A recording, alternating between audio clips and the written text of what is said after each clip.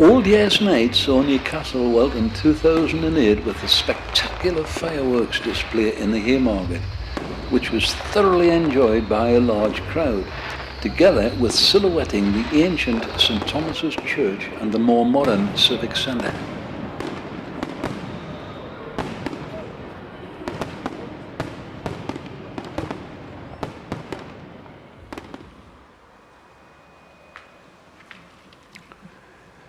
A well-established town, even long before these defensive walls were deemed necessary for security, Novo Castria, as it was originally known, can trace its history back to the pre-Roman era.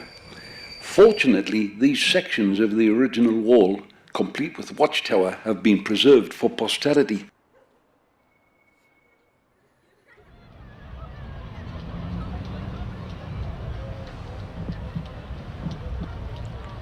But the reason for any old city's existence was a river, essential for commerce both national and overseas, and which, if successful, resulted in thriving communities evolving on both banks.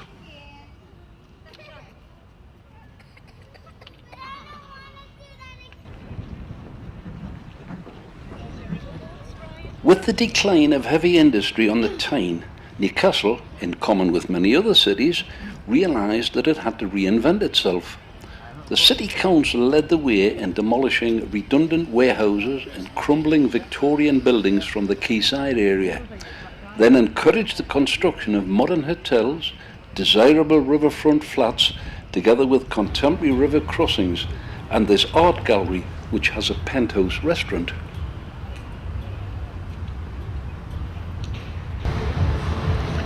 Framed by the Millennium Pedestrian Bridge, the stunning Sage Concert Hall on the Gateshead Bank, designed by Sir Norman Foster, is truly a jewel on the River Tyne. A friendly atmosphere is quickly gaining Newcastle the reputation as the country's foremost party venue. This gentleman was warned about Newcastle Brown Ale, but he wouldn't listen.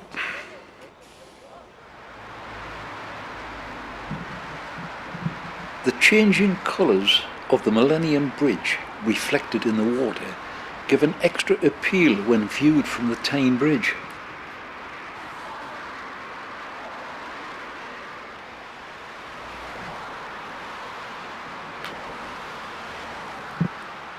I wonder how many motorists, when stuck in a traffic jam, have studied the intricacies of the 80-year-old Tyne Bridge.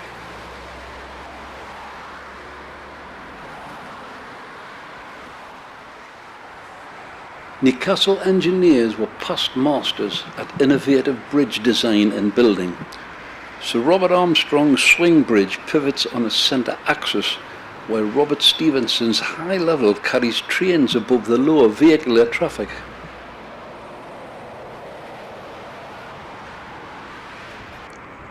Forward thinking by Newcastle Transport Department resulted in the introduction of these environmentally friendly electric-powered city buses, seen here leaving the quayside on their way to the city centre.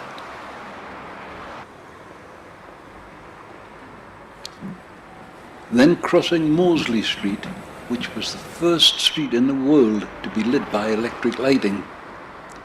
Another triumph for North East engineers.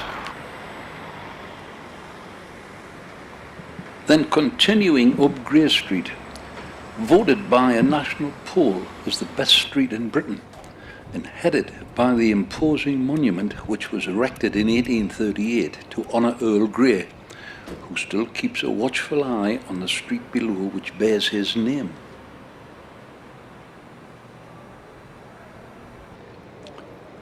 A short stroll down Blackett Street leads to Northumberland Street, now pedestrianised and having shops for virtually all tastes. Although whether you could purchase a pen to fit this holder is a debatable point. Northern Goldsmith's Gold Clock and Lady has long been a legendary venue for meetings, giving rise to the quip, "See you under the Gold Lady?" Another cultural gem is the City Hall, which is the home of the Northern Sinfonia Orchestra. Whilst the city pool and Turkish baths next door cater for the more energetic clientele.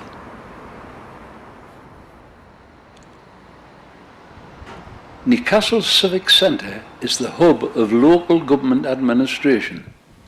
Designed by city architect George Kenyon, the main block, at 250 feet high, is topped off with a copper lantern and 3 ancient castles which were taken from the Newcastle City coat of arms.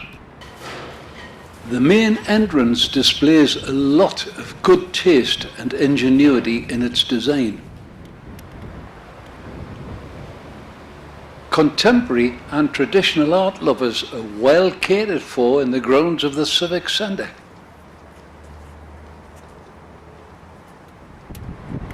Advanced modern designs such as these windows haven't dated since the building was opened in 1968 and have stood the test of both time and public opinion over the past 40 years. And subtle touches such as replicating the 3 castles on the main tower into these beautiful chandeliers are a sophisticated and ingenious touch.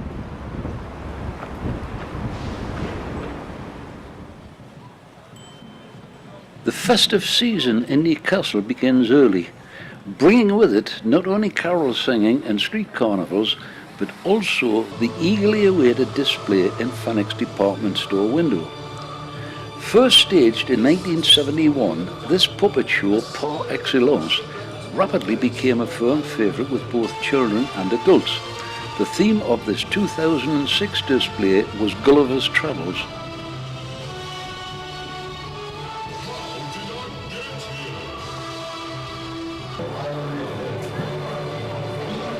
Year after year, the spectacle continues to fascinate and enchant children of all ages.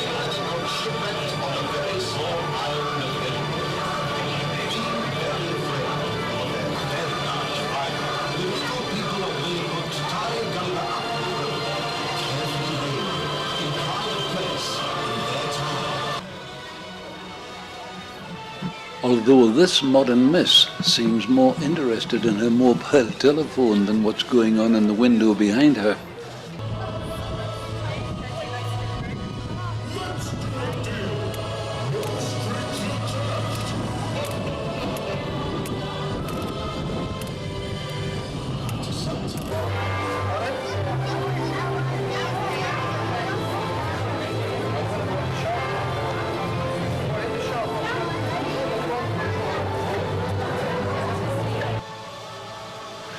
The same superb standards of build quality and attention to detail of the exhibits has been maintained right from the beginning.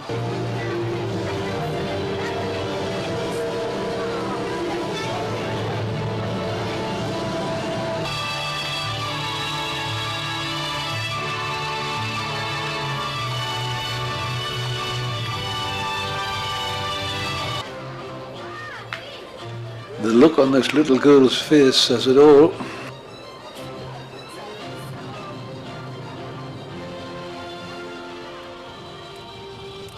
A big thank you to Phoenix, and here's looking forward to next year's display.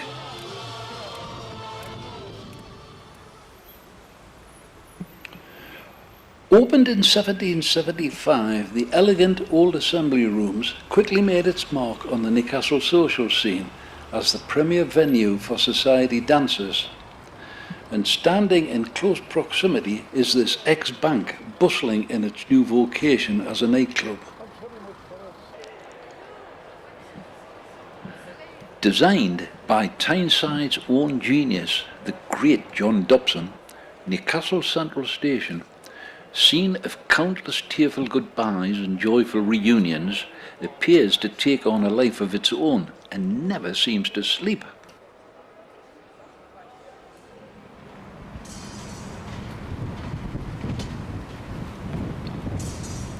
But in the midst of all this frenetic activity, it's nice to pause for a while and reminisce on the original message of Christmas.